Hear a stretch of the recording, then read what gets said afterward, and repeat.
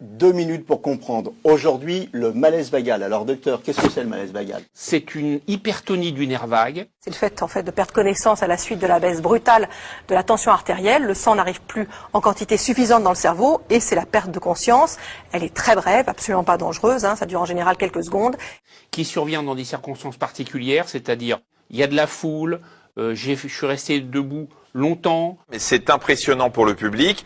La personne va devenir toute pâle, puisqu'il n'y a pas assez de sang dans le visage non plus, et puis elle a senti le malaise arriver. Elle se sent mal, la vue va se troubler, il y a une sorte de voile noir devant les yeux, elle va se mettre à tomber. Le sang de venir et la personne va sentir que ça va pas bien, la tête tourne, il y a une sensation vertigineuse. Donc le patient, il va sentir qu'il part un petit peu, c'est lent, il a le temps de se rendre compte, d'ailleurs il a le temps du coup de faire en sorte que ça tombe pas, contrairement à l'épileptique. Et donc progressivement, il va perdre, il y aura un trouble de la vigilance et il va perdre Pour les autres, connaissance. qu'est-ce qu'on fait quand on est victime? Qu'est-ce qu'on fait? C'est très simple. Le patient doit être allongé, on surélève les jambes.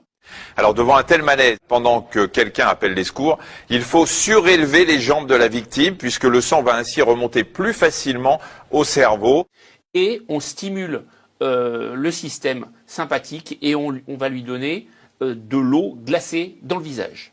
Donc le premier réflexe à avoir, c'est d'allonger la personne, de l'asseoir au minimum, de l'allonger et de surélever les jambes, parce qu'on a 30% de la masse sanguine dans les jambes, et autant que ça soit lors d'un malaise vagal, que ça revienne au niveau de la tête, et les choses vont rentrer spontanément dans l'ordre. C'est-à-dire que ça dure quelques minutes, et le fait de surélever les jambes, d'allonger, les symptômes vont disparaître.